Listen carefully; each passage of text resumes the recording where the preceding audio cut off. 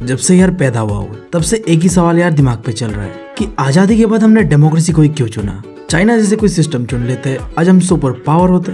सोचा यार इस सवाल के साथ बचपन तो बीत ही गया है, अब जवानी ना बर्बाद हो जाए। तो गया एक पहुंचे हुए बकचोद बाबा के पास और अपना प्रॉब्लम बताया।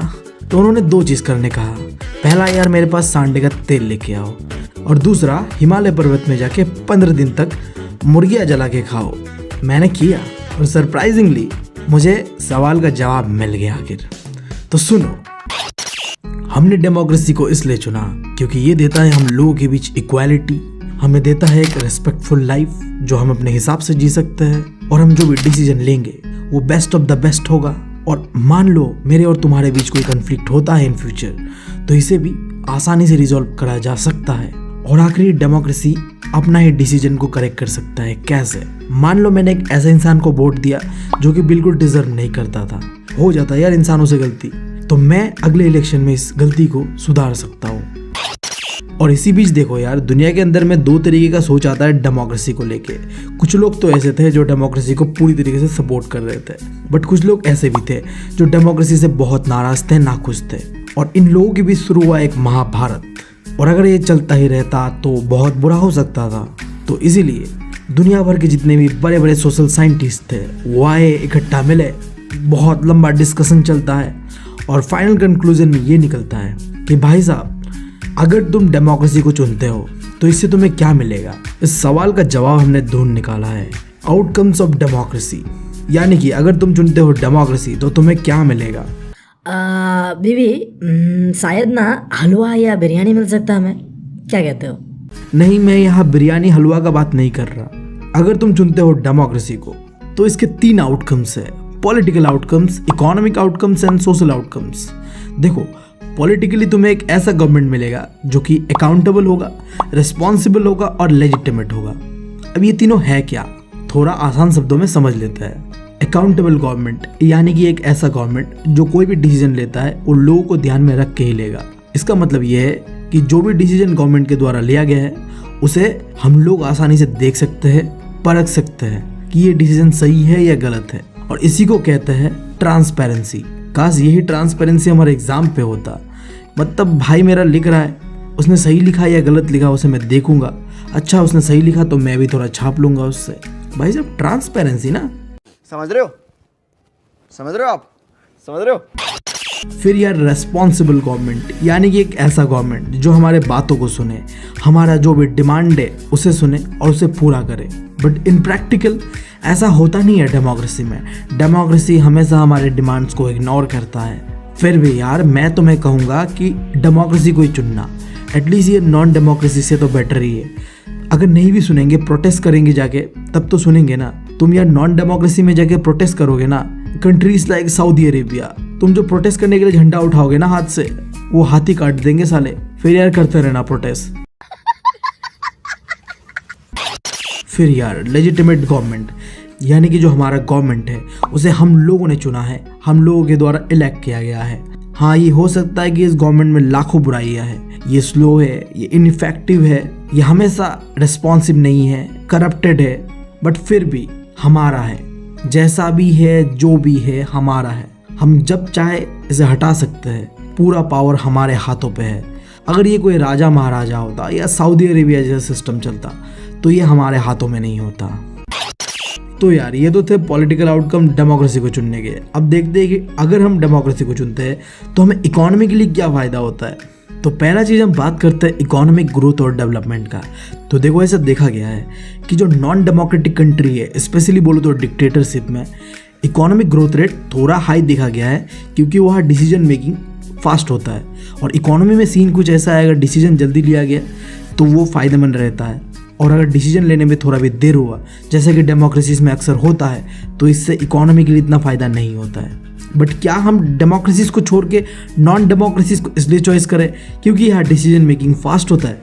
नहीं यार, इकोनॉमिक ग्रोथ को सिर्फ एक फैक्टर नहीं नाप सकता है, मल्टीपल फैक्टर्स होता है, जैसे कि पॉपुलेशन, उस कंट्री में कितने रिसोर्सेस है, इस सारी चीज़ों को हम देखते हैं, फिर हम डिसाइड करते हैं कि यहाँ इकोनॉमिक ग्रोथ एंड डेवलपमेंट किस तरीके का है। इन चीज़ों को देखने के बाद मैं एक चीज़ तो तुम्हें कह सकता हूँ कि यार डेमोक्रेसी को चॉइस करो, क्योंकि हो सकता है ये डिसीजन स्लो लेता है बट इसके कई सारे और फायदे। जो फायदे तुम्हें नॉन डेमोक्रेसी में नहीं मिलने वाला, सीधी बात है। फिर जो सवाल आता है कि क्या डेमोक्रेसी रिड्यूस कर सकता है इकोनॉमिक इनइक्वालिटीज एंड पॉवर्टी, यानी कि जो हम लोगों के बीच गरीबी है, क्या इसे मिटा सकता है डेमोक्रेसी? तो देखो, डेमोक्रेसी बात करता है पॉलिटिकल इक्वालिटी का, ये कहीं में भी बात नहीं करता है इकोनॉमिक इक्वालिटी का। हमें तो डेमोक्रेसी के अंदर सीधा सीधा देखने मिलता है, जो अमीर होते हैं ना वो और अमीर होते हैं, और जो गरीब होते हैं वो और गरीब होते हैं। ये डेमोक्रेसी पे देखने मिलता ही मिलता है, ये चीज़ किसी छुपा नहीं है। फिर भी यार देखो, डेमोक्रेसी के अंदर में काफ़ी सारे वेलफेयर प्रोग्राम्स, रिजर्वेशन दिया जाता है गरीबों के लिए, जिससे कि हम गरीबों को अपलिफ्ट कर सकते हैं। देखो, अगर अब तुमने दोनों ही इकोनॉमिक आउटकम्स को देखा तो इससे हमें पता चल रहा है कि डेमोक्रेसी कुछ खास हमें दे नहीं रहा है इकोनॉमी के लिए एटलीस्ट। फिर भी डेमोक्रेसी को चुन लो, क्योंकि आगे बहुत ही अच्छे अच्छे चीज़ें देखने मिलता है। तो इसी उम्मीद के साथ हम बढ़ते हैं सोशल आउटकम्स की ओर। तो सोशल आउटकम के अंदर में पहला है, डेमोक्रेसी एकोमोडेट करता है सोशल डाइवर्सिटी को। यानी कि देखो, जो सोसाइटी के बीच अलग अलग तरह के लोग रहते हैं, चाहे वो रिलीजन के नाम पे हो, लैंग्वेज के नाम पे हो, रेस के नाम पे हो, किसी भी तरीके के लोग हो, उन लोगों के बीच जो सोशल डिफरेंसेस है ये डेमोक्रेसी नहीं मिटा सकता है, बट उन लोगों को एक साथ जरूर रख सकता है।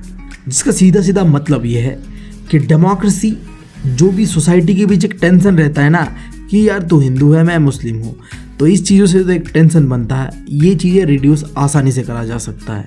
देखो, दुनिया में ऐसा कोई सोसाइटी नहीं है जहाँ परमानेंटली हमने ये कॉन्फ्लिक्ट जो होता है डिफरेंट सोशल ग्रुप के बीच इसे मिटा दिया हो, बट डेमोक्रेसी बेस्ट है इन सोशल डिफरेंसेस और कॉन्फ्लिक्ट्स को हैंडल करने में। इसलिए तुम इंडिया के अंदर स्पेशली देख पाते हो कि अलग अलग रिलीजन के लोग, अलग अलग कास्ट, अलग अलग जेंडर मिल के रह रहे हैं, सिर्फ और सिर्फ डेमोक्रेसी की वजह से। फिर भी देखो यार, अगर तुम्हें लोगों को एक साथ लेके चलना है तो तुम्हें दो कंडीशन को डेमोक्रेसी के अंदर फुलफिल करना ही करना है। देखो, डेमोक्रेसी के कहीं से भी ये मतलब नहीं है कि एक कंट्री को मेजॉरिटी लोग जिस तरीके से सोचते हैं उसी तरीके से चलाया जाएगा।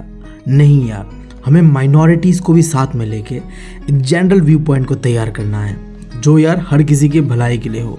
फिर यार देखो, हाँ, डेमोक्रेसी बात करता है मेजॉरिटी रूल का, कि मेजॉरिटी जो सोचता है वैसा ही होगा, बट यहाँ मेजॉरिटी का मतलब ये नहीं कि मेजॉरिटी कम्युनिटी, जैसे कि श्रीलंका में हमने देखा था एक पर्टिकुलर कम्युनिटी जो मेजॉरिटी पे था उसके हिसाब से ही चल रहा था सब कुछ। नहीं, हम यहाँ बात करेंगे कि एक कंट्री के मेजॉरिटी लोगों का क्या चॉइस है।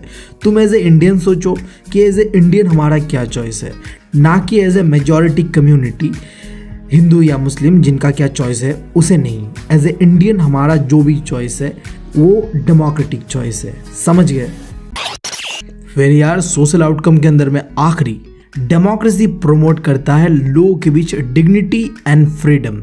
अब डिग्निटी से याद आया यार, जब भी क्लास के अंदर में कोई चुतियापा कर रहा होता हूँ ना और टीचर पकड़ लेता है, और पनिशमेंट देना तो ठीक था, पनिशमेंट नहीं यार, तुम्हें यार अपने ही मुंह से अपने ही चुतियापापंती को बताने कहा जाता है पूरे क्लास को ना, तो भाई साहब सेल्फ रेस्पेक्ट करना कुछ रह नहीं जाता है, क्या ही बताएं।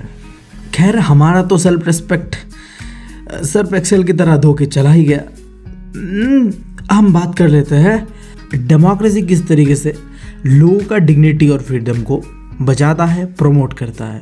देखो, कहा यह जाता है कि डेमोक्रेसी काफ़ी सुपीरियर है अदर फॉर्म ऑफ गवर्नमेंट से, सिर्फ और सिर्फ एक रीज़न से, क्योंकि तुम आज के समय कोई भी तरीके का फॉर्म ऑफ गवर्नमेंट को देख लो, वहाँ तुम्हें डिग्निटी एंड फ्रीडम इंडिविजुअल का कहीं देखने नहीं मिलता है, जबकि डेमोक्रेसी में ये दोनों चीज़ एकदम कोर आइडियाज़ है।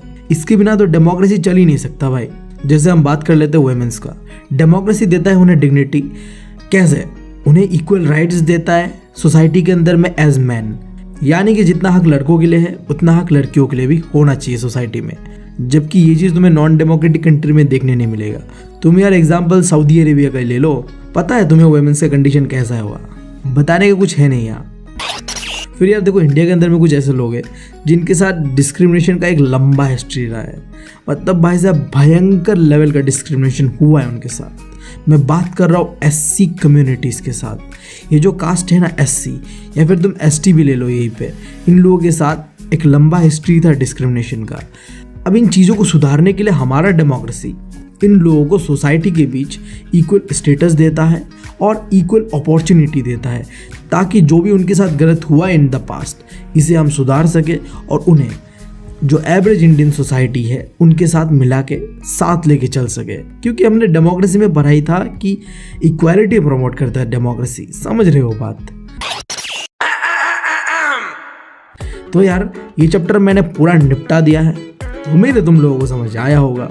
अगर समझ आया तो यार एक रिक्वेस्ट तुम लोगों से मैं करना चाहूँगा कि यार वीडियो को लाइक करो। तुम लोग जब लाइक करते हो ना वीडियो को, तो यूट्यूब को समझ आता है कि वीडियो सही है, सही बंदे ने बनाया है और सही बंदे ने देखा भी है, और इसे और प्रमोट किया जाता है। देख ही रहे हो चैनल का हालत बहुत ही बुरा है।